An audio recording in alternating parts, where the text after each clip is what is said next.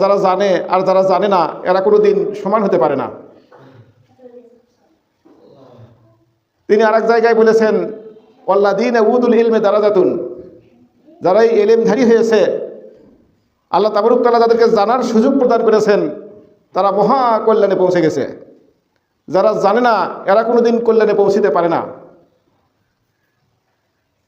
সম্মানিত উপস্থিতি, আমাদের ধর্ম ইসলাম আল্লাহ প্রদত্ত অভ্রান্ত সত্য, যা কোরআন এবং সহিহ হাদিস দ্বারা পরিপূর্ণতা লাভ করেছে।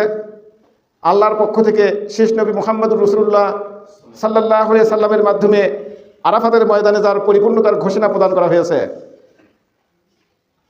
পরিপূর্ণ বলতে আমরা বুঝি এক গ্লাস পানি যখন গ্লাস ভর্তি হয়ে যায়, সেখানে এক ফোঁটা ঢুকলে যেমন গ্লাস থেকে পানি উপসে পড়ে যায়, আর সেখান থেকে এক ফোঁটা পানি বের করলে তেমনি গ্লাস কিছু অংশ পানি শূন্য হয়ে যায়।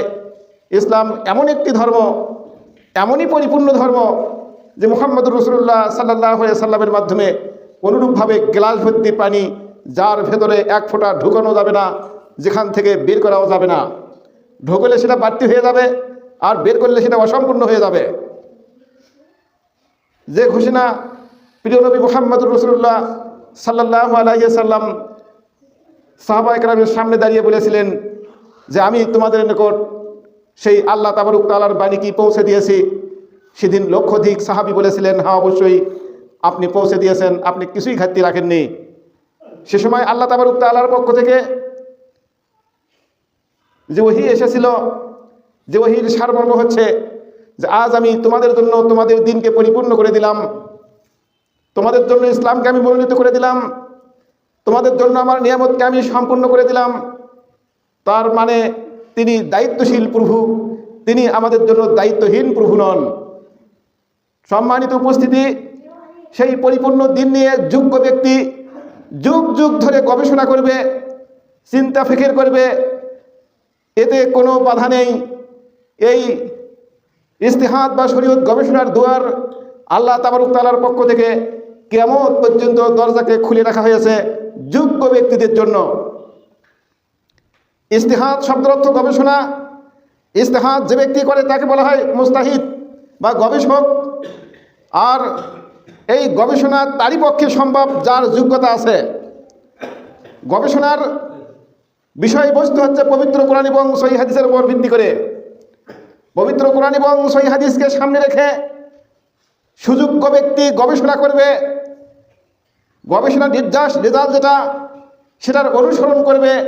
এটা উম্মতের জন্য একটা কল্যাণকর দিক। নিঃসন্দেহে ইমাম আবু হানিফা রহমাতুল্লাহ আলাইহি একজন গবেষক ছিলেন। ইমাম শাফি রহমাতুল্লাহ আলাইহি তিনি একজন গবেষক ছিলেন। ইমাম মালিক রহমাতুল্লাহ আলাইহি তিনি একজন গবেষক ছিলেন। ইমাম আহমদ বিন হাম্বল রহমাতুল্লাহ আলাইহি তিনি একজন গবেষক ছিলেন।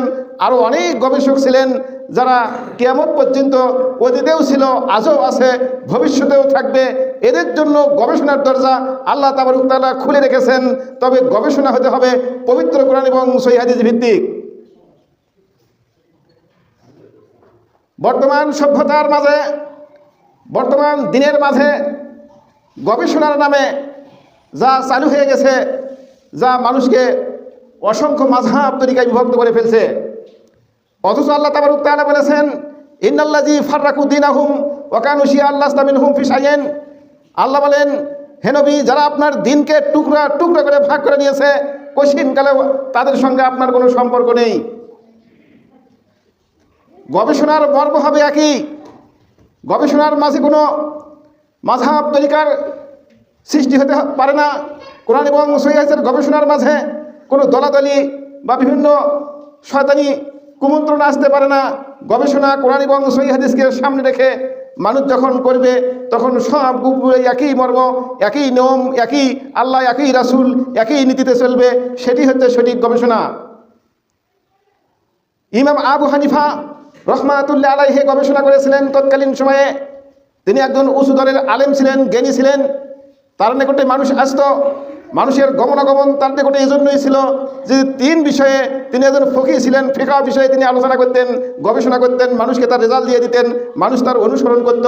সাথে সাথে তিনি বলেছিলেন, আমার এই কথা, আমার এই গবেষণা, আমার এই ফতোয়া যদি পবিত্র কোরআন এবং সহিহ হাদিস বিরোধী হয়, পরবর্তীতে যদি কোনো সহিহ হাদিস পাওয়া যায়, তাহলে আমার এই গবেষণাকে এমনভাবে দূরে নিক্ষিপ্ত করবে, কাছের পাত্র যেমন দেওয়ালের সঙ্গে চটকা মারলে সেটা চূর্ণ বিচূর্ণ হয়ে যায়, ঠিক আমার কথাকে অনুরূপভাবে দূরে নিক্ষিপ্ত করে পবিত্র কোরআন এবং সহিহ হাদিসের অনুসরণ করবে। এজন্য ইমাম আবু হানিফার বলিষ্ঠ বক্তব্য হচ্ছে, ইজা সখাল হাদিস ফাহুয়া মাযহাব, যখন সহিহ হাদিস পাবে সেটি আমার মাযহাব বা চলার পথ। বোঝা গেল ইমাম আবু হানিফা রহমাতুল্লাহ আলাইহি নিঃসন্দেহে একজন বিধান ছিলেন, একজন ভালো গবেষক ছিলেন, একজন দিনদার পরহেজগার মানুষ ছিলেন, যে কারণে তিনি পবিত্র কোরআন এবং সহিহ হাদিসের অনুসরণ করার জন্য আমাদের সকলকে উদাত্ত আহ্বান জানিয়েছিলেন। যার নাম হচ্ছে নোমান বিন সামেত, যার জন্ম হচ্ছে 80 হিজরিতে, যার মৃত্যু হচ্ছে 150 হিজরিতে। তিনি তার সামনে যখন কোরআন এবং সহিহ হাদিস কোনো ক্ষেত্রে না পাওয়ার কারণে তিনি ফতোয়া দিয়ে বলতেন যে আমার এই কথা হাদিস এবং কোরআনের সঙ্গে না মিললে তোমরা আমার কথাকে দূরে নিক্ষিপ্ত করবে, আর তোমরা পবিত্র কোরআন এবং সহিহ হাদিস মেনে চলবে, সেটাই হচ্ছে আমার জীবন চলার পথ, আমার মাযহাব বা তরিকা। সম্মানিত উপস্থিতি, আপনি ধরুন সেই আবু হানিফার নামে আজকে আমরা তার নাম ভেঙে যেভাবে তার গবেষণার নামে ইসলামের মাঝে যে অন্যায়, অবিচার, অনিয়ম চালু রাখা হয়েছে, সেগুলোর হিসাব আজকে কে দিবে?